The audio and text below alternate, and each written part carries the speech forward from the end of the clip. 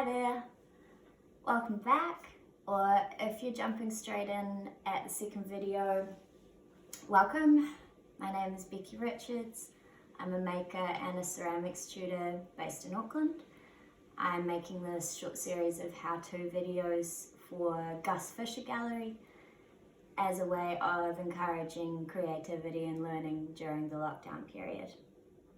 So we are looking at the processes involved in hand building sculptural forms, abstract sculptural ceramic forms. And before we move on to the next stage, I just want to come back to our example form for a moment. Something that I probably should have clarified right from the start is that this form is entirely hollow. So none of the walls are any thicker than sort of about 1 centimetre. The reason that we work with hollow forms, the reason why this isn't solid, or why it's not such a good idea to work in thick solid forms, is you're more likely to trap air inside the clay, which leads to firing problems. But probably more so, if this was solid, the likelihood that the clay would retain moisture right in the center is really high, even given a very long drying time. And moisture, probably even more than air trapped within the clay body, will lead, or it can lead to breakages during firing. So it's hollow. And during the last video we went through the pinch pot process to form the base of the sculpture, this rounded area on the bottom here. And I mentioned last time that because the top of the form is closed, I've put a hole in the bottom.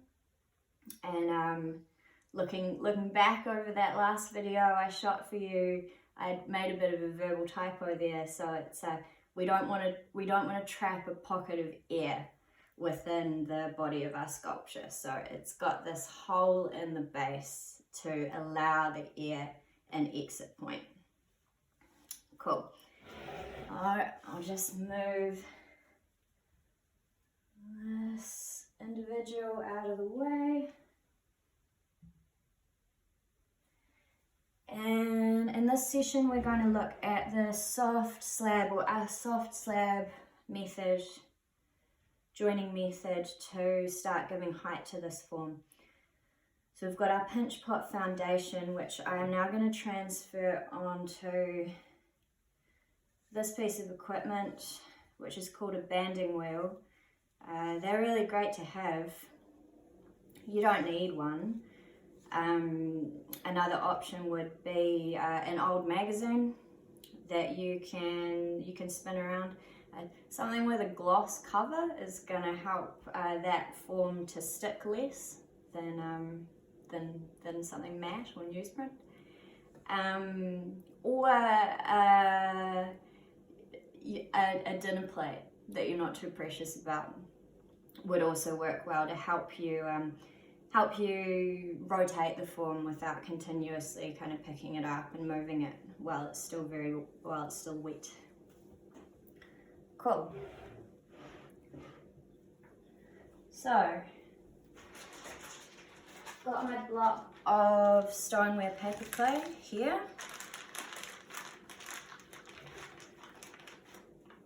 And I'm going to cut my slab for the next section of the sculpture. It's really good to have a damp cloth around.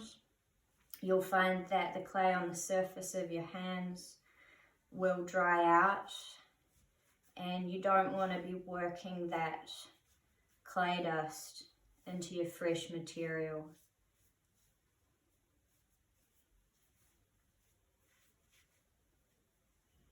Cool.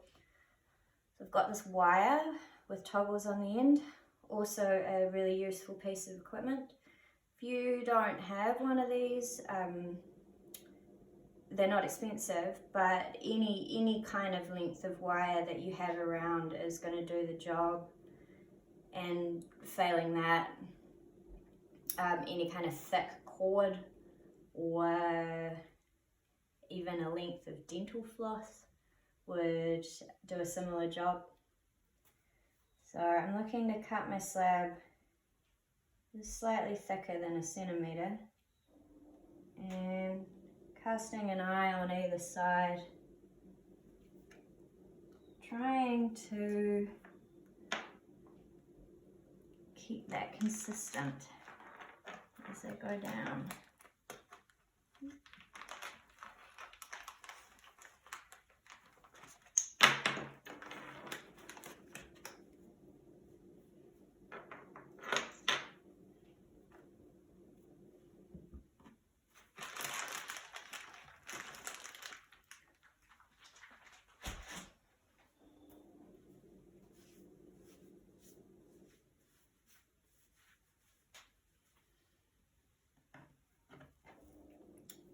So it's a little thicker than I would like. The first thing I'm going to do is use my palms, mostly the kind of bulb of my thumb, to flatten that down a bit further to the thickness that I want.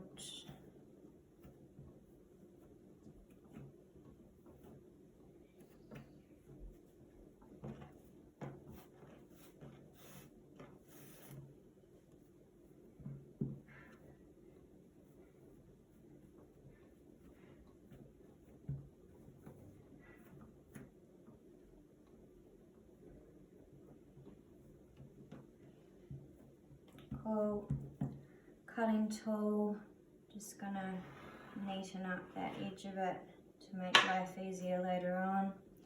These scraps of clay, it's a really good idea to keep them all together. Even better idea to put them straight back into your bag so they don't dry out. So when I'm making these tall sculptures, what I'll usually do is form each new section into a cylinder before joining it onto my base or the existing section. So I've got my slab here. The first thing I'm going to do is pinch each side a little thinner.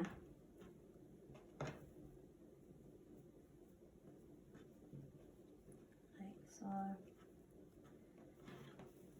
We're going to use a lap join to form this into a kind of chimney pot shape, which is where one end of the slab will overlap the other end of the slab. This is it's always a little bit awkward doing these things, so an audience can see. The next thing I need to do is add a bit of tooth or texture to the area where those two pieces are going to overlap. I'm using bamboo skewer here.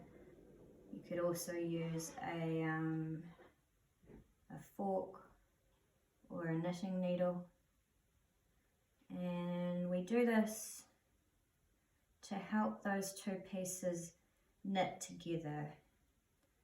So a smooth piece of clay on top of another smooth piece of clay is liable to come apart either during the drying process or the bisque firing. So we create this kind of Velcro effect.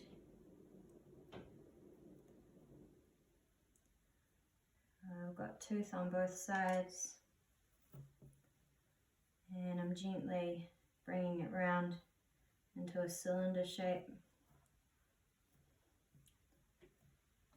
And applying pressure to that join there. Because the clay that I'm working with today is really nice and quite damp. It's got good moisture content to it.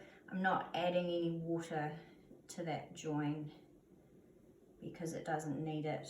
If your clay feels drier to the touch or less flexible, you may want to add water to one side of the join to help that bond. And then inside and outside, using my thumb or my index finger to blend that join together.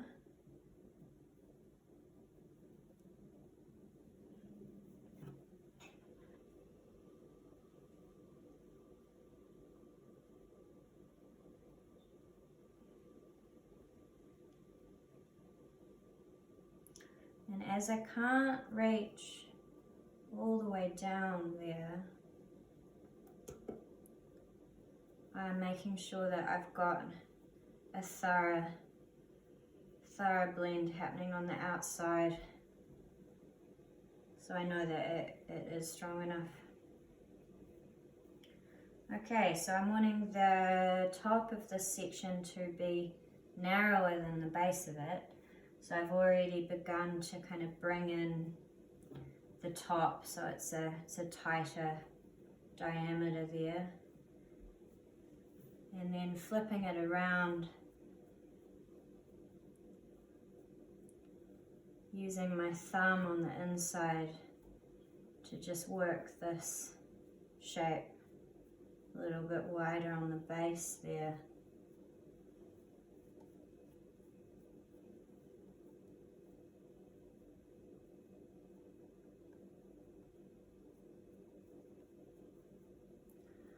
I'm wanting to keep the bottom of this wall about 1 centimeter. I don't want to go too much thinner than that because I really want a decent amount of contact surface for the join that we're going to do.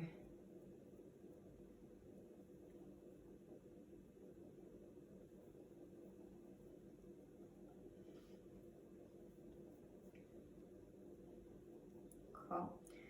And you can see that the diameter of the base of this form is much smaller than the diameter of the top of our foundation. So I've brought that out as far as I'm comfortable with. And the other thing I can do is bring this in. Just tugging it in gently. You can see that? Turning it so I don't end up with kind of flattening effect happening on any side of the form. And keep it as round and as full as possible.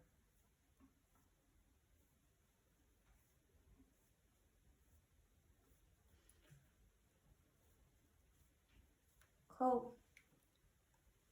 So you can see we're getting much closer there. Just about there. Tug that in just a little bit further.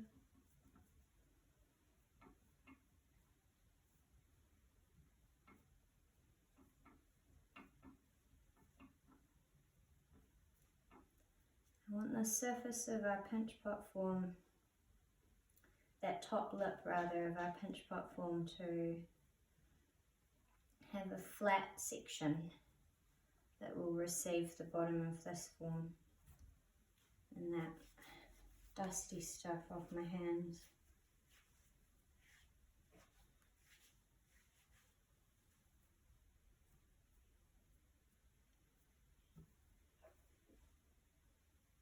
Cool. So when we've got those two shapes to the point where they will comfortably come together, again, like we did with the lap join, I'm going to use this skewer to create a roughness on both those surfaces that are going to come together.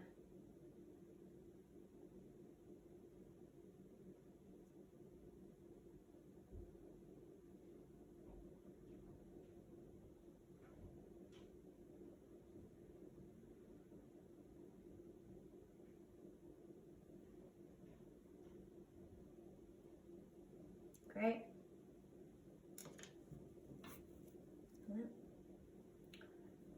And this one too.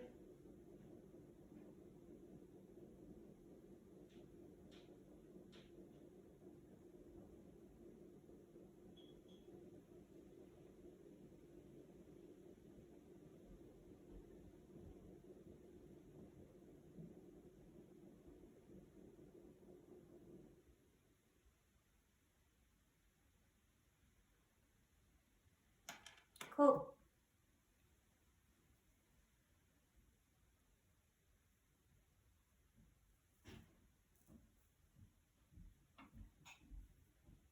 And a gentle downward pressure there, using my palms to give that base formally squeeze to stop it from slumping down under the weight of this new section.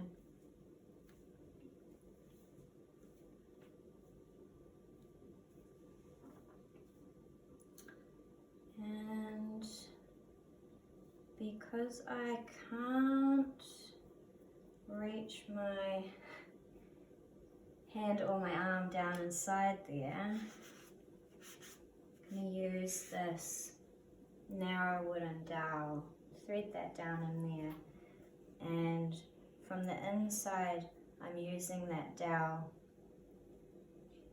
to press outward gently and support the form while I blend that join on the outside. Again, because it's difficult to get that join blended on the interior, I'm going to make a thorough job of blending that together from the outside. You can also use this dowel to gently push out any sections of the form that kind of have bowed inwards as you're working.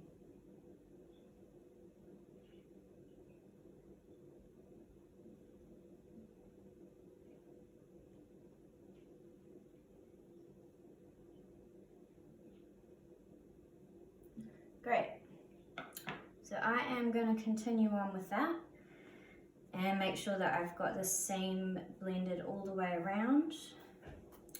Then I will repeat that whole process with a smaller slab. I'll cut my slab, flatten it to the desirable thickness, form another smaller cylinder shape and add that on top.